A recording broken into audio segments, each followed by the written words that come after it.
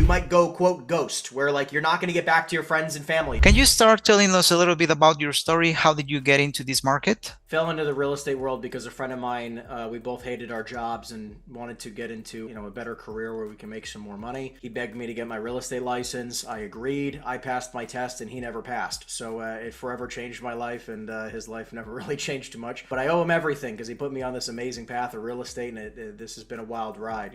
The beginning year real estate, I was 20 years old. I sold zero real estate until my 11th month, and I finally, I think I got like 2 sales in my 11th and 12th month in the business for like less than 30 grand in the residential side of things. Absolutely hated the business. Within 2 years, I already quit. I was over it. I had had enough of the crazy ups and downs in this business, clients not pulling through, deals falling apart, you name it. And I quit the business. And then I went to an event, Tony Robbins, Unleash the Power Within, and I got hooked. Yeah, Tony Robbins. It was amazing. It changed my life. One thing that one of his coaches, and by the way, I put it on credit cards. I didn't even have enough money to go to the event, but I sat front row. I put it all on credit cards. I even paid for the upsell of the coaching and the next event all on credit cards because I knew that if I could just fix this, the rest would take care of Would be itself. automatically, yeah. Exactly. So my coach said something magical to me about 8 years ago, which was, if you were to focus on anything for the next 10 years, I'd imagine you'd be pretty successful. You just need to choose what that 10-year journey looks like, right? And what vehicle you're going to be in and commit to it. And in that moment, I knew that it was real estate. I just had to do it the way that I felt most comfortable. I got back in the business, and within 3 years, I was doing over $100,000 a month. My life changed forever, really committing into this industry. Started to fall, I fell in love with the investment side of things. It really hasn't changed since. Okay. I can see you have gone broke 3 times into the real estate market, right? How Yeah, did you? COVID was the last time. Oh, COVID. okay. Yeah, COVID was horrible for everyone. And how did you manage to stay motivated and continue pursuing your goals despite these setbacks and these three Yeah. So series? the first time I went broke was about it was maybe like 18 months into it, and that's when I quit the business, like I had mentioned. The most recent time was during COVID, where I just was not financially prepared. In January of that month, I think the net profits in January of 2020 was like $95,000. So our team was humming, and then but I had never, I never learned the financing side of things. I never learned the, how to manage my money, at a high level. I was, I basically was spending it. I had my parents on payroll. I retired my parents. I was taking care of everybody in my family. I was not prepared for the downturn. So when the downturn came, I had to let go of, I had, over $600,000 a year in payroll. So I had to let go of everybody. My whole team left, and it was really just me, so I can relate to a lot of people who are struggling in the markets now. And, I basically had 2 choices. I either could suck it up and let everyone else's thoughts of me win, which was, my parents, my grandparents, my friends, everyone saying like, oh, you just got lucky. The market was really good, or you really didn't build a sound business. Like there's a lot of stuff that I had heard from these people because of COVID. I was knocked on my knees. That was one decision, was to give up and just go get a normal corporate job, which I debated. And there was literally like maybe a week, 2 or 3 that I had cried myself to sleep. And then there was the other side, which was saying like, hey, look, I've done this once before. My back's against the wall. It can't get any worse, right? This is as bad as it's It gonna can be get. worse. Yeah. I'm still I'm still alive. I got my health. I got my skills. I got my mindset. If I just go to work, possibly make something magical happen, right? And within by October of that year, I was back up to over 100K a month again with a fraction of the staff. And it was a lot of just, grit and tenacity and, really staying consistent, which is, I think, pays off more than anything. How do you balance your time between managing your commercial team and traveling to the world? And what strategies do you use to stay productive while you're traveling? I think one of the biggest things that I didn't realize, especially before meeting my now wife, because I really didn't travel a lot before we met, there's seasons that we go through, right? And I do believe everyone's going to go through a season of life where you might go, quote, ghost, where like you're not going to get back to your friends and family. You're not going to, be able to go on trips and vacations, right? There might be a 2, 3, 4, 5 year period where you're strictly business, right? I think, and I went through that period of time, right? We might be going into another period of time where like I'm just going to be ultra focused on my business. Like that might happen again. And I don't, it depends on the economy and what I truly want out of my life. However, obviously now being married recently, and you realize Congratulations. Thank you. The experiences with, the people that you love are things that you'll have forever. And sometimes spending, a couple $1,000 or even, tens of thousands of dollars on experiences go a very, very long way. And they reinvigorate you and they energize you. And, just having that money sitting in your checking account and making every single dollar churn based on interest, return on investment. Sometimes the best return on investment is going to spend time with your loved ones traveling the world. So I've definitely enjoyed that. But in regards to the balance, I think that there's two pieces of balance that I think my younger self would love to hear, which is one, there is no such thing as balance. It's all made up, right? It's all somebody else's perception. Because I think that we go, I think balance is what you make of it, in the sense of I'm right now in a place of balance where I am okay with where, my amount of energy and effort is in business and in my relationships and with, my family and with my friends. And like in balance to me is there's going to be some times where I have to give myself grace because some weeks or some months I might spend more time on my business, and I might be the other way around. I might spend, in the month of May, we traveled for 4 weeks out of the month, and I was in Norway, Mexico, and in Italy for the, for a vast majority of May, and I just give myself grace with that. I think that too many people are so hard on themselves, and so, they put themselves down. They don't give themselves enough grace. Because, it's okay to be, quote, out of balance. It's whatever works for you to keep yourself in the game for 20 or 30 or 40 years. It's not about a 2-month window. You might be out of balance for a few weeks or even a couple months, but it's okay. Whatever keeps you in the game for the long game, right? The multi-decade game, which is what will allow you to really grow and create some incredible successes. That's what's most important. Wow. And I also feel like when you can create a company and even a life where, number one, you don't have to vacation from. I don't need to vacation from my life. I love my life. Everything about my life is by design. And I even felt this way even when I still lived with my parents many years ago. Everything was by design. I'm just in that point of my journey, right? I don't need to compare my chapter 2 with somebody's chapter 20. And I just know that I'm on that journey, and it's okay to, hypothetically, if I go away and I can take all my calls remotely, I'm okay with just sitting on in my hotel room overlooking the water or wherever I am in the world with my loved ones. And while they're enjoying themselves on the beach, I could be sitting in a lounge chair taking my calls because that makes me happy. Actually, I was looking at the, Robbins Tony, yeah. podcast, Tony Robbins podcast, and his video, and he has a routine. He has a very special routine. He's meditating in the mornings. So I would like to know about your routine or your habits. What do you do in your daily day so you can ensure your professional growth? At the very beginning of my career, where I was working, crazy 100-hour work weeks, because when you're at the very beginning, you have nothing else to do besides make calls and try to sell properties, okay? You got nothing else to do.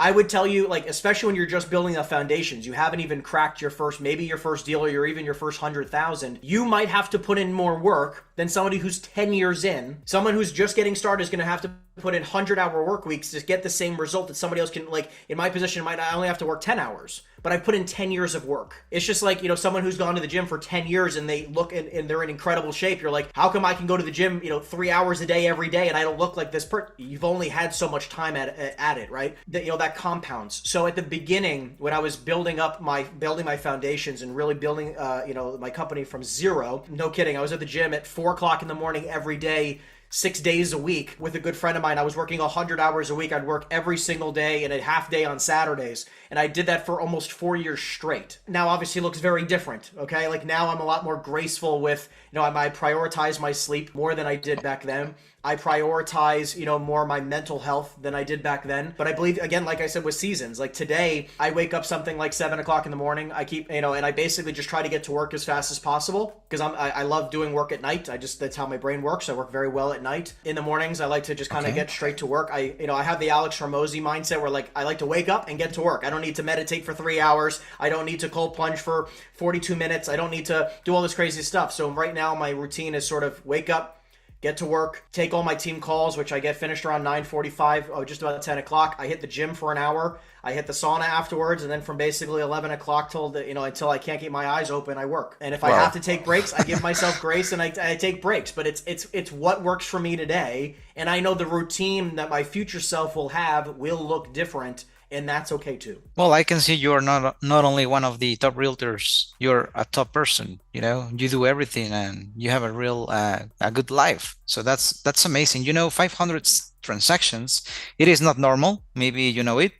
An average realtor is doing 12 transactions per year, and I think you are way too far. What advice would you give to a new realtor who's trying to get into the real estate business and they don't know how to be so successful like you? Well, look, just number one, I'm on my journey too, right? Like, so just keep in mind that I also believe that as big as you can dream. And I feel like a lot of people just don't dream big enough. And when a lot of people, you compare yourself, like I had mentioned, to somebody's, your chapter 2 to somebody's chapter 20, it's funny. It's like I look at some people at the top, the tippy top of the game, and they're doing, several billion a year in production. I'm like, I get excited because I'm like, hey, there's still multiple levels to this game. I still feel like the small fish in a very large pond. I feel like everyone gets to look at agents and the levels in this game and the journey that you're on in relativity to where you're at. And like I had mentioned before, I'm in this game, like I'm 29 today. Like I've been in this industry since I was 20. You're 29. I'm 29, yes. All right. So, I'll be 30 in October, so I'm very excited. But what I'm trying to say is I'm committed to being in this industry for another 40 years. So I give myself so much grace to know, like, hey, it's okay to be at where I am. And I know where so many other people are, but again, I can't compare where I am to theirs. But if you're going to, so in regards to advice for somebody who's just trying to get started, number one, think bigger, okay? It's all about the level of thinking, the 6 inches between your ears. Everything is the way you think. Like you can get into a slump in your fitness and in your relationships, in your mindset, in your emotions, and in your business, right? So it's about constantly elevating your standards. So when I say think bigger, elevation of your standards is next. Right? Because you can dream of making $1 million a year, and once you think it, you can believe it. It can be something that actually can happen. Then you need to then incorporate that with your standards. So if you're trying to lose weight or gain weight or have a better body, going to the gym is required. Now, going to the gym is only step one. It's like 0.1% of the whole game. However, if you don't go to the gym, the other 99% can't happen. So it's like people would forget, like, hey, of course you have to make phone calls in the real estate business. That's part of one of the standards, right? Like making a lot of phone calls. Just the basics. Yeah, exactly, right? But so what happened, like, give you some examples. My team today makes over 100,000 cold calls per month. It wasn't always like that. And I still am excited to be able to come on here in maybe 3 or 4 years and say my team makes 1 million cold calls a month. I'm still on that journey too, but it starts with making 20, 30, 40, 50, having 20 or 30 or 40, 50 conversations a day. That's what it starts with. That's what it started with me, right? It started with just me in an office by myself many years ago, and I was just hitting the phones by myself, and it was the same the same mundane work I did then I do today. It just looks slightly different, and now I have a lot of other people working with me, but that doesn't change, right? It's just the elevation of the standard changes, right? Because when I say to somebody like, imagine if you're just getting started in the business and you did 10 transactions last year, what if I told you that you need to start making, let's just say 1,000 calls a day? You're like, that's freaking impossible. Well, number one, I never said you only had to do it on your own. I never said you had to do it by yourself. People just don't think in that. Everyone thinks most people think in a very linear fashion. I just think in a world of possibility. If I could do it, how would I do it? If it was possible, if everything was possible 100% of the time, what would it look like? So I think in possibility. Lastly, real quick, is also understanding that it's about what, like I had mentioned before, what keeps you in the game for 20 years. So it's more important that you do something every day for 20 years to see massive levels of success versus burning yourself out and going crazy for 30 days. Yeah, totally. Way more important. So what you can do and what I focus on is I do as much as I can every day where I don't want to ever experience burnout. I'm in this game for 40 years, man. I can't do 1,000 personal calls a day or I'm going to hate the business. But I know that I can do X amount of calls every day and I'll feel comfortable with that. And if for whatever reason I have to take a day, I'll take a day. And I just give myself grace with that because it's more about doing the consistent work for a long period of time versus a lot of work in a very short period of time. Okay. Actually, I have a story. I did a podcast with a guy 2 weeks ago. He came to Florida by himself. Nobody knew him. Literally nobody knew him. He was alone. So what he did, it was door knocking. He was door knocking to 600 homes in a week. He got around 30 transactions out of those that activity. What do you think about it? It's interesting how I feel like a lot of people misconstrued prospecting. I chose cold calling. And by the way, at the very beginning of my career, I literally told my first mentor, I would rather open up a kiosk at the mall than cold call. Okay? Those words actually came out of my mouth. I think it's the funniest thing in the world. However, that's just what I chose. If door knocking works, crush door knocking. If calling your sphere of influence and calling through your entire contact book is the way it works best for you, rip through your contact list repeatedly over and over and over again, 100 calls through your contact list every day. But it's like the problem is what people do is they do 5 cold calls. They do 3 door knock, right? They knock 3 doors. They That's call just playing. 2 people on their contact list, and they like, oh, I made my calls. No, you no, you didn't. Number one, like that doesn't even qualify. It's like going to the gym and sitting on the bench and looking at the weights. You didn't do anything. You went to the gym, but you didn't do anything. Yeah. So like volume plays a major role, and it's about the volume. This guy's doing 600 knocking 600 doors a week. Do that every week for an entire year, and try not to sell property.